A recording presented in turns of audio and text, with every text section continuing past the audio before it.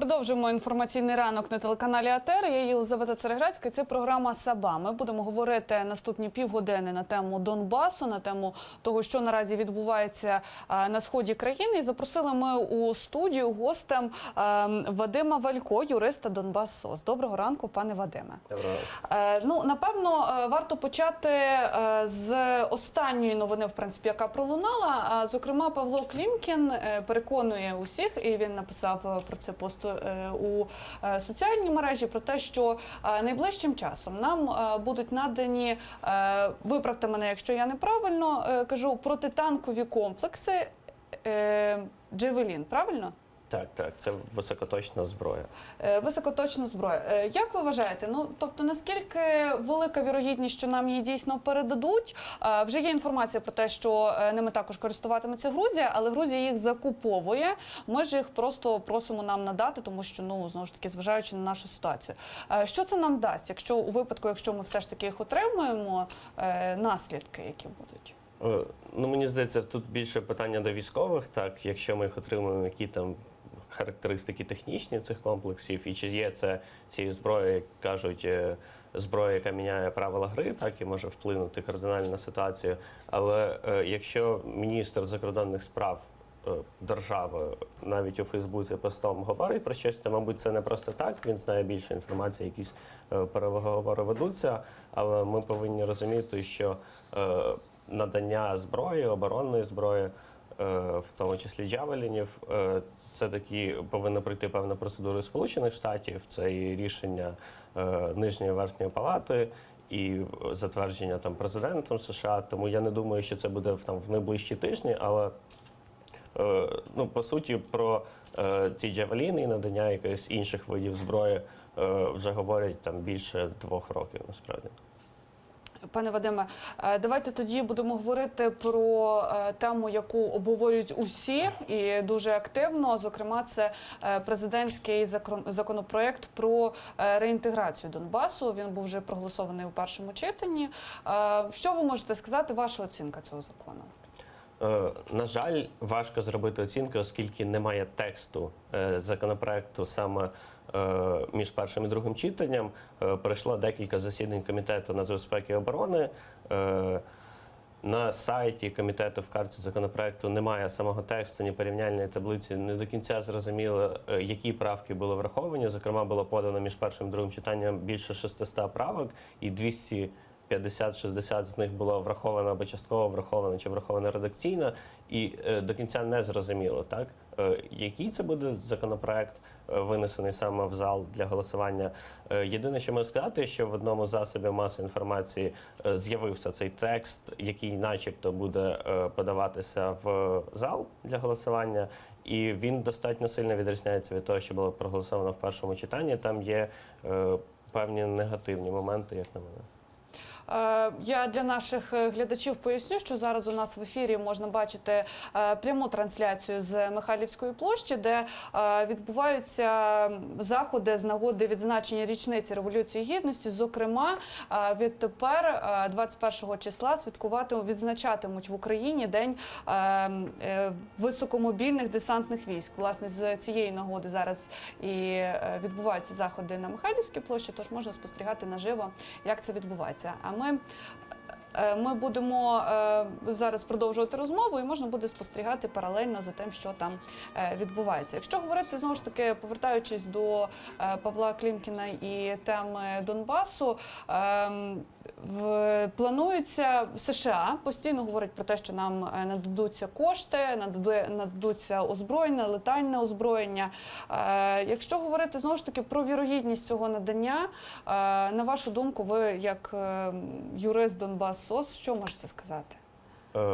Перше, що можна сказати, що сам оборонний бюджет Сполучених Штатів Америки вже передбачає надання Україні, здається, 350 мільйонів доларів. Тобто на ці кошти буде закуплено якісь певні види озброєння, знову ж летальна зброя, чи це будуть комплекси там боротьби з мінометними обстрілами і так далі.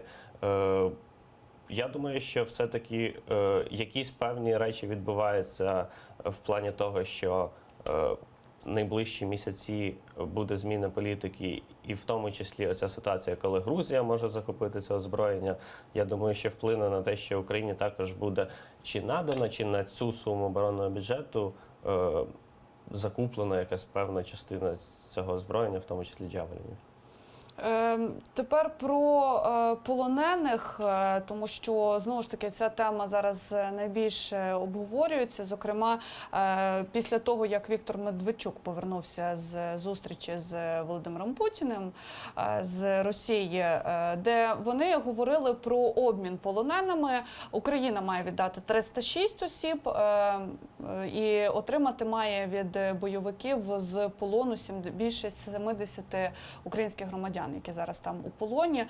Прокоментуйте, будь ласка, це чому Україна має віддавати 306 осіб, а отримати лише 70 на обмін? Ну, знову ж важко це коментувати, оскільки там ми не залучені до самих переговорів.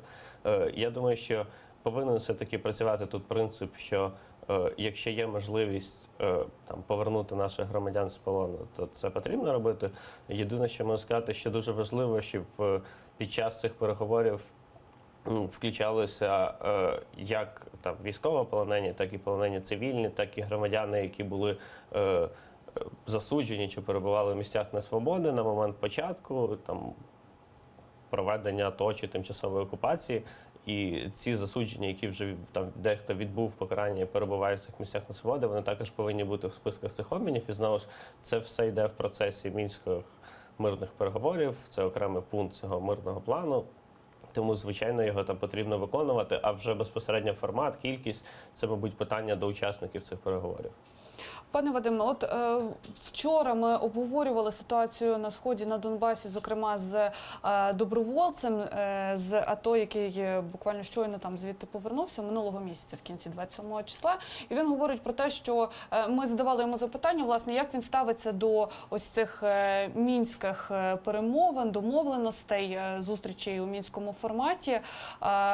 І насправді, ну, звісно, що він висловлює там свою думку і, зокрема, думку бійців, які воюють на сході країни, і вони ставляться дуже неоднозначно до цих мінських зустрічей і переконують, що насправді вони не є дієвими.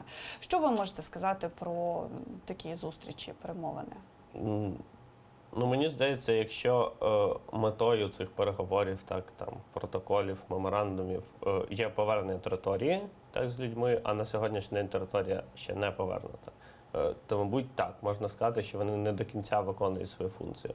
Але, знову ж, можливо, це повинно використовуватися як певний майданчик і інструмент, в тому числі для там, збереження санкцій чи залучення миротворчого контингенту на цю територію, тому що так, ми бачимо, що просто самі по собі ці пункти не виконуються, в тому числі там припинення обстрілів, обмін полоненими, перші пункти, чи забезпечення створення модальностей виплат соціальних виплат, пенсій на тимчасово непідконтрольній території для громадян України. Так, на сьогоднішній день можна сказати, що ці пункти не виконуються, і навіть простий приклад – контрольні пункти в'їзду-виїзду, зокрема КПВВ «Золоте» в Луганській області, дорожній коридор, який вже декілька разів в Мінську нібито домовлялись відкривати, і він досі не відкритий. Ну, зокрема, навіть бойовики висували вимогу відкриття цього КПВВ «Золоте» і вимагають від України розведення важкої техніки в станиці Луганській. Але, знову ж таки, ну, просто питання в чому? Те, що насправді не спостерігається якихось зрушень. Ключові питання ми постійно бачимо в засобах масової інформації про те, що постійно у Мінську зустрічаються, розглядають питання припинення вогню, безпеки цивільного населення, там відновлення водопостачання, припинення вогню і розведення важкого озброєння. Це все зрозуміло, але знову ж таки, ну, постає питання, чи не скомпрометував себе Мінськ, чи він себе не дискредитував наразі? Ну, важко відповісти однозначно, бо знову ж питання неоднозначне. Як інструмент і майданчик, його можна використовувати, так? Можна його змінювати на якийсь інший майданчик. Знову ж тут питання там, до вищого політичного керівництва нашої держави, до міжнародних партнерів. Але мені здається, що є питання політичні, так, які потребують згоди обох сторін, так, чи певного консенсусу. Є певні питання, які Україна може брати на себе, так, і робити крок вперед і таким чином перекидати там м'яч на поле іншої сторони. Наприклад, та ж сама виплата пенсії громадянам на тимчасово непідконтрольній території. Мені здається, що ми могли б односторонньо зробити крок, наприклад, прийняти розроблений законопроект 6692, який створює можливість, ну, насправді, юридична можливість і так є, ми зобов'язані платити, але, знову ж, це певний механізм, коли ми показуємо, що от ми робимо крок назустріч нашим громадянам, і це те, що може зробити Україна, незалежно від того, що буде вирішено там в мінських переговорах. Якщо не говорити про якісь негативні моменти оцих зустрічей у Мінську, що можна сказати все ж таки про позитив, тому що він є, безумовно, тобто якісь зиски від цих зустрічей є. Що саме? Ну, мабуть, в першу чергу це те, що там мінський майданчик дає можливість зменшити кількість втрат, яка була до нього. Знову ж, це дає нам певну можливість вести мову саме про мирне врегулювання, так? Хоча в будь-якому випадку тут буде поєднання як переговорного процесу, так і Пане Вадиме, військового. трошечки вас переб'ю, тому що зараз от ми бачимо, що президент взяв слово, можемо послухати наживо. Михаїла і вогнений меч, яким він вражає ворогів роду людського. Архістратіг – ваш небесний покровитель, тож цілком логічно, що саме 21 листопада відзначати і ваше професійне свято. Звичне 2 серпня – то дата першого стрибка парашутістів в Московському військовому окрузі. До чого ж тут ми? Москва не Київ, так само, як і Україна не Росія. І як президент та Верховний Головнокомандувач я також прийняв рішення змінити назву високомобільних десантних військ, відійти від радянсько-російської абревіатури ВДВ. Російські ВДВ від літа 2014 року беруть безпосередню участь в окупації українського Донбасу. І кримські зелені чоловічки теж вони. І відтак постановляю запровадити нову назву – Десантно-штурмові війська Збройних сил України. Вона, врешті-решт, більшою мірою відповідає цілям і функціям цього роду військ в умовах сучасних бойових дій. Започаткування нового Дня десантника є частиною українізації історико-політичного календаря на заміну нав'язаного нам радянсько-російського. Нагадаю, що ще в 2014 році ми поклали край шизофренічній традиції святкувати головне військове свято в унісон з країною-агресором. І саме тоді я запровадив День захисника України 14 жовтня. Шановні воїни-десантники, десантники, які представляють зараз всі бригади десантно-штурмових військ Збройних сил України. Ви рішучі і сміливі, патріотичні і згуртовані. Ви відчайдушні, сильні волею та незламні духом. Ви підготовлені до виконання найскладніших завдань в умовах неймовірних фізичних та психологічних навантажень. Ви завжди там, де найважче, де потрібна відвага та стійкість, швидкість та рішучий натиск. Словом, ви завжди перші. І від імені українського народу висловлюю щиру подяку всьому особовому складу десантно-штурмових військ Збройних сил України. Вітаю вас з вашим професійним святом, яке ви вперше відзначаєте 21 листопада. І хай завжди береже вас в бою та веде до перемоги святий Михаїл. Слава десантно-штурмовим військам України. І слава Україні!